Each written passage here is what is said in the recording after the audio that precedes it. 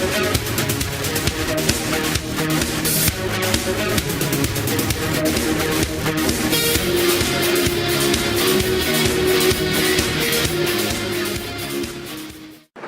you care to expand on that anymore? Yeah. So far it's been great. For those of you that follow, yesterday we finally officially started OTAs. Got a chance to be out there with the guys practicing a little bit. I'm not fully cleared yet, but just to finally be out there in that environment and not have to be standing on the sideline with crutches or a cane or any of that. It's been pretty fun, but it's still a process. It tests your patience quite a bit. It can be challenging, but I learned a lot about myself through it, and at the end of the day, I know the Lord's going to use it to reach so many more people than I could have without it. So I know it's a process at the end of the day, but things are going well. Glad to hear it. I was also asked often if people could see the ring, but I've been informed by Carson. You want to share with them what the status is of the ring?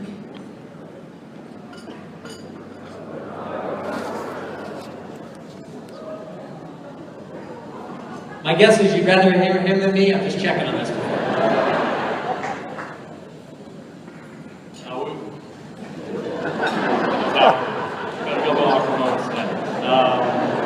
We're getting our rings June 14th. Mr. Lurie is planning a pretty cool ceremony and party to get those rings, and we also have zero idea what they're going to look like.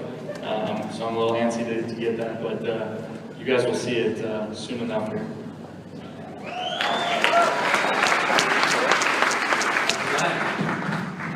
So one other quick question, and then we're going to get into a series of other areas. But so, what was it like to be on the sidelines and watch the Philly Special play unfold?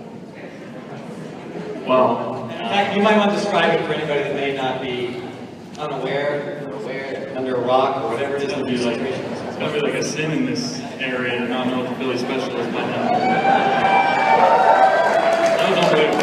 That was unbelievable. Obviously, it was tough for me to be just on the sidelines in general for that game. But I remember knowing it was 4th and 1. I remember looking at Nate Sudfeld and saying, "I think this is the time to call." We all knew we had this play in our back pocket. And sure enough, Nick came over and told Coach, "It's from Philly Special," and Coach said, "Let's do it." And Nick caught a touchdown.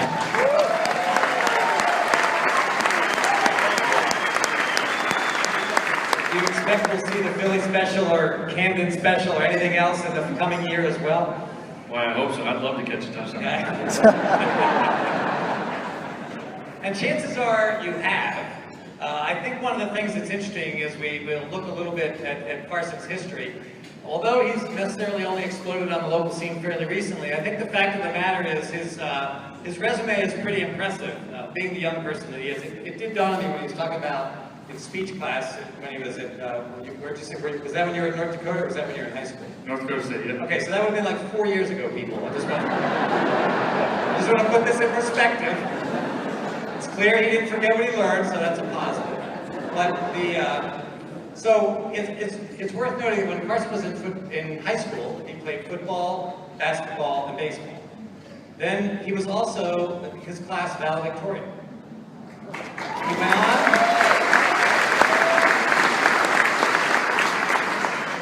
He went on then to play for North Dakota State University, who during his 5-year tenure there, because he was redshirted his freshman year, won 5 national championships in a row.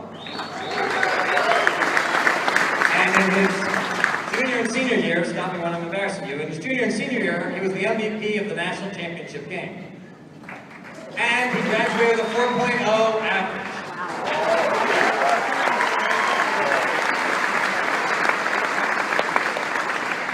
So that's his arc of human existence, and it consistently is about winning. And then along comes the Eagles. The one common denominator in all of this is you, Carson. How do you manage, or how do you explain a life thus far of winning, and how do you stay grounded in that environment? Well, first of all, I'm not embarrassed, although I might look like I am. I'm very sunburned. But yeah, I would say I'm very fortunate, very blessed. Just raised in a family that really just always challenged me to just be the best I could be in everything that I did. My older brother, I owe a lot to him.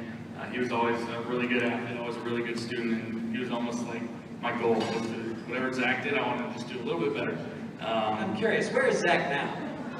Zach lives about 3 minutes down the road from me. Okay, so great. He actually runs the foundation and does a lot of the hunting stuff that we do on the side for fun. And he's awesome. But I think it just kind of goes back to how I was raised, how I grew up, just the values of North Dakota and work ethic and everything that goes with that. But then just my faith.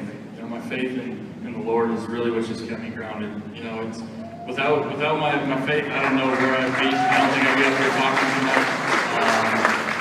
I'd probably be full of myself, very prideful, and I still struggle with those things. But my faith in the Lord and kind of what I talked about, just how Jesus came to serve and was extremely humble with how he did everything. That's ultimately my example that I'm trying to follow. Thank you.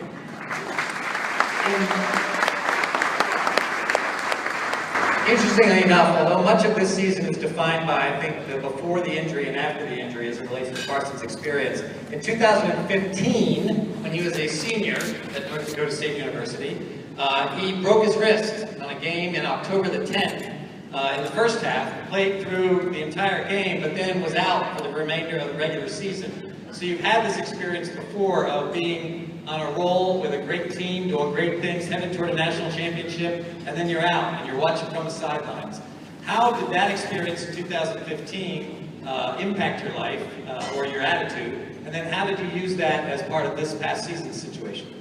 Yeah, well, that part was tough. Going back to college, it was my throwing wrist.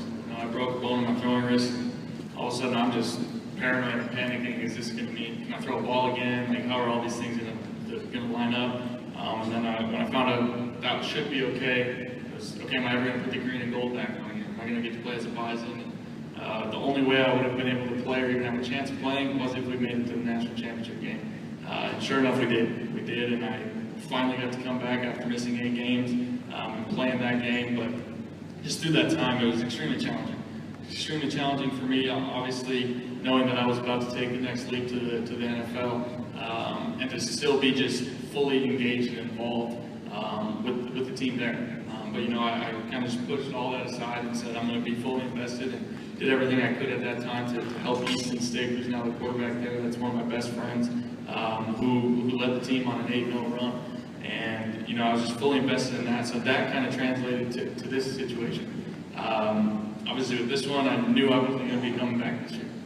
So that was a little different, but in the sense of just handling that adversity, kind of switching roles from the guy on the field to trying to be a coach, a teammate, just a guy, another set of eyes on the sideline, whatever it may be. I had that experience already, unfortunately, but I just kind of relied on that. And at the same time, Nick was playing amazing football that he didn't really need much help.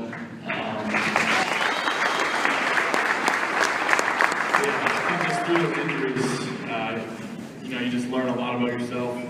And it's, again, like I said, like in those moments, that's when the real character comes out, and you really just kind of search for yourself and kind of just see what God is trying to teach you and show you. So as your career continued then, you graduated from North Dakota State University in 2016, and 2 years ago this month, you were drafted by the Eagles, with the intent at that time to be a backup quarterback behind Sam Bradford for the coming year. On September 3rd, I think, or so, of 2016, the Eagles trade Sam Bradford to the Vikings and say to Carson, you're our starting quarterback, and the first game's against the Cleveland Browns in 2 days.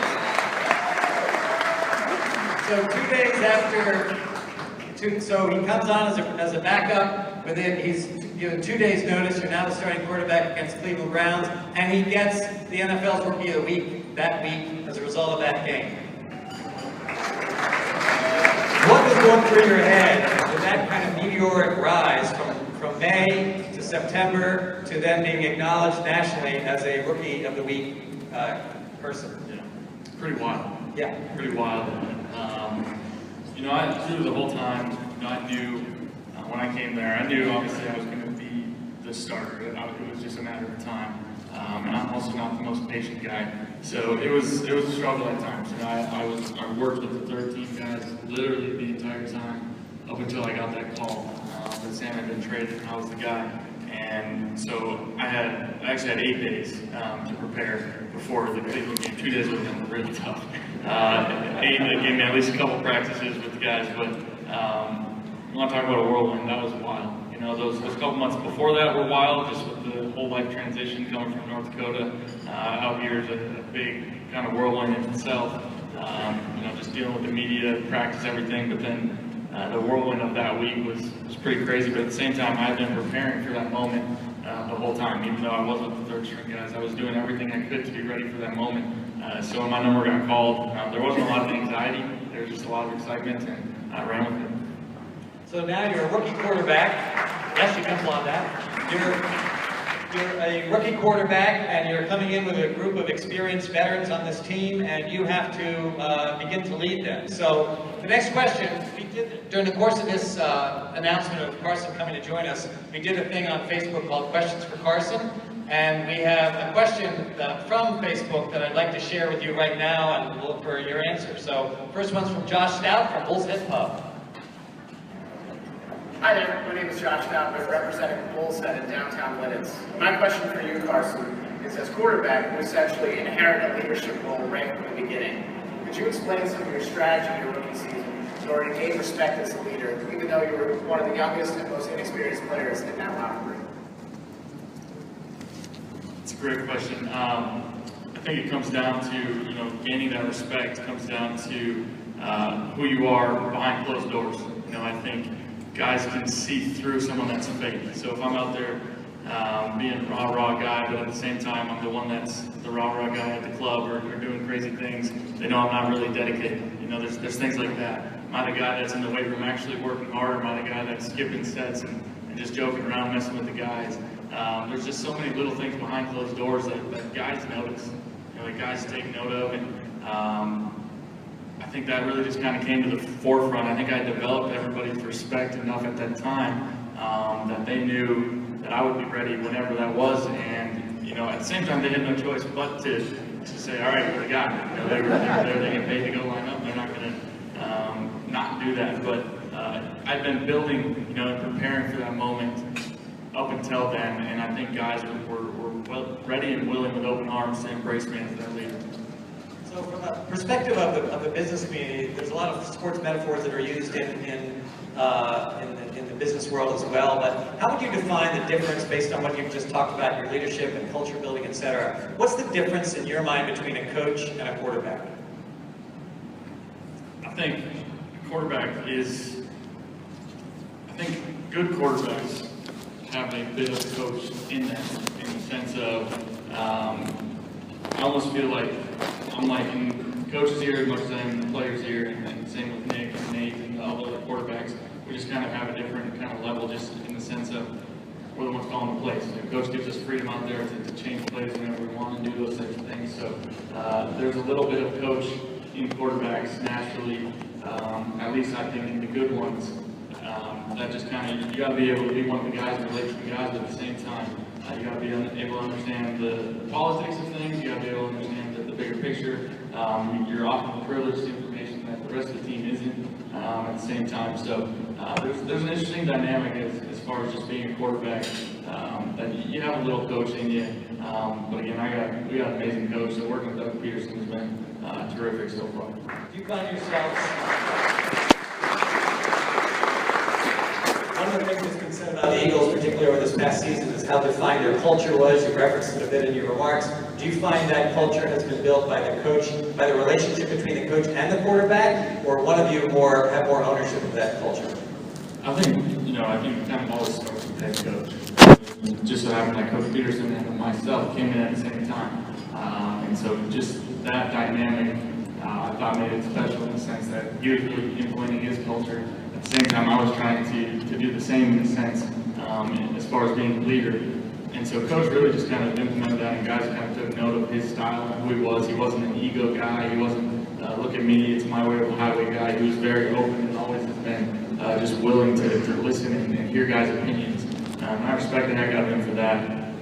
But then, with me, with a handful of other leaders, you know, that culture just been kind of shaped. And again, like I talked about in my remarks there, it was just kind of a culture change for me, or a culture surprise, I should say, in the sense of guys genuinely just wanted to win, just wanted to do what was best for the team, and there's just a lot of unselfishness. And as that just kept getting flushed out, it really just created that culture and allowed us to be extremely successful this year.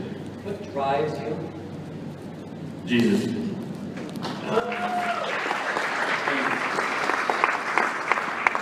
I think every day, I'm far from perfect. I make plenty of mistakes, but at the end of the day, I know that I'm out here, everything I'm doing, you know, I have it tattooed on my wrist here, it says AO1, which stands for Audience of One, and everything I do, everything that motivates me, whether it's on the field, in life, eating, drinking, whatever I'm doing, it's all for the Lord. It's all for an audience of one, and that's Jesus Christ.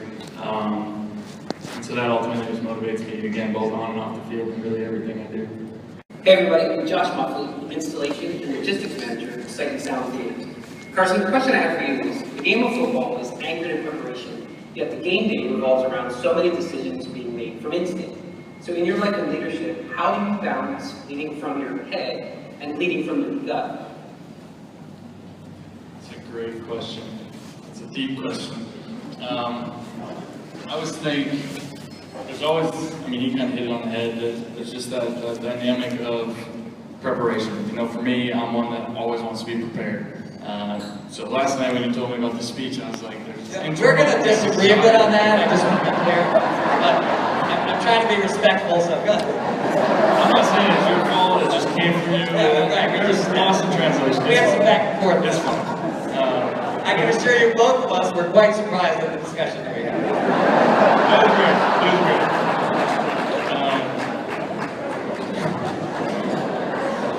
But I always like to be prepared, and that's just who I am. But at the same time, I think, you know, good players and just good businessmen, whatever it may be, always have the ability to adapt. And you're always just making split-second decision after split-second decision. And to be able to improvise and make plays on the football field, I think that correlates to business, because again, like I said in my remarks, generally nothing goes as planned.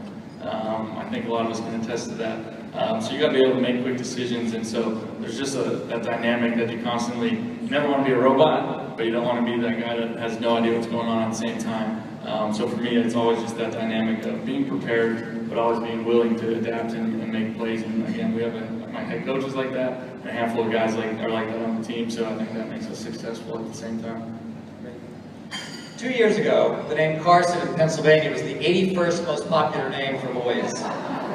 Last year, it was 39th most popular, surpassing the name Chase for the first time in over a decade. It speaks to the fact that, like it or not, for the good or for the bad, sports heroes are role models, and lots of people look up to them. How do you take on that kind of mantle, and what do you do to encourage others to wear that mantle appropriately as well? Yeah, I think it's something I definitely don't take lightly. You know, to know the platform and the potential opportunities to make a difference in communities and families and individuals' lives is, I believe, a high calling. You know, but at the same time, I recognize that everyone has that opportunity. Everyone has a platform to some extent. You know, some are just bigger than others. But it's something I don't take lightly, and you know, that's the moment I got into the league. You know, I knew that I wanted to make a difference. You know, I knew I wanted to give back and be more than just a football player. You know, everyone always sees me, Carson Wentz, the football player. That's just how we're defined, and I want to do everything I can throughout my life to not be just labeled as the football player. And so for me, that kind of started with the AO1 Foundation. Some of you might know about that, but we started the AO1 Foundation about 10 months ago. And the mission is just to provide opportunities at the end of the day to demonstrate God's love by providing opportunities to just really those in need. You know, it's really varied, and it's kind of already changed a little bit over time with the support that we've had. But for me, there's a big project we just did in Haiti, and that's kind of ongoing. We have a really exciting We have a really exciting announcement. June 1st is the charity softball game for the A1 Foundation. That'll be at the Philly Stadium, and we have an extremely exciting new program that we're going to announce there. I would love to tell you guys about it because I'm super excited about it, but we'll announce. We're good at keeping secrets here, Lancaster. I see cameras, but there's just things that we kind of have in the making here. Again, we just want to just be able to give people opportunities that they wouldn't have, and just to demonstrate, Jesus' love through that, so they can just feel something different. But ultimately, everything we want to do Christ-centered, and really just leave that eternal impact, because that's ultimately the only thing that I believe can change lives forever. Thank you.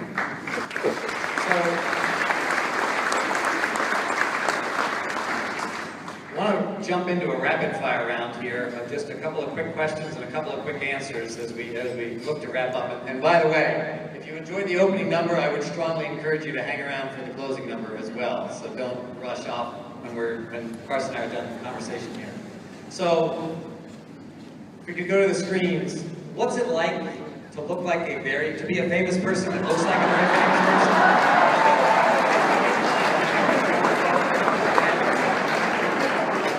And having become recently engaged, when is your royal wedding coming? I'm going to just pass those questions. Can you believe that? It's great.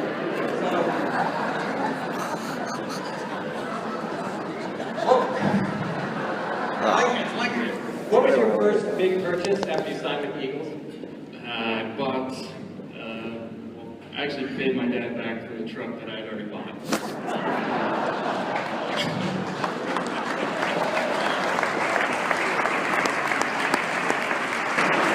What is a typical meal for you? Steak, something green, and sweet potatoes. It's dynamite. If you weren't playing football, what career path do you think you'd be on? So I went to school to be a teacher. I was going to be a teacher and coach, and obviously things changed, and I don't think I'll ever be a teacher after this. You mentioned some of your heroes in your opening remarks. What living heroes do you look up to right now? That's a good question. On the football field, someone that I definitely looked up to growing up was Brett Favre. He was always my favorite player, which was very difficult for me because he was a Packer and I was a Vikings fan. But I couldn't help but root for the guy, just the way he played the game. So we actually got to meet him last year and just talk real quick. And he loves the outdoors, so we talked about hunting the whole time and everything. But he's definitely a hero football-wise that I definitely look up to. Besides the Eagles, what is your favorite sports team? It'd be the Sixers now.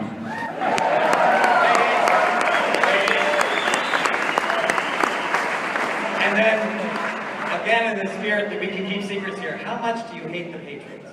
I still see cameras. We beat the Patriots, so...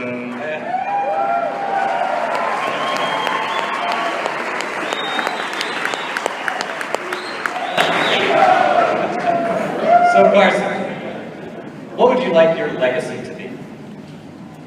So, legacy is obviously a big question. I think legacy, for me, I kind of just touched on it a little bit in just the sense, I don't want to be labeled as just a football player. I want to be labeled as someone that made a difference, that used his platform.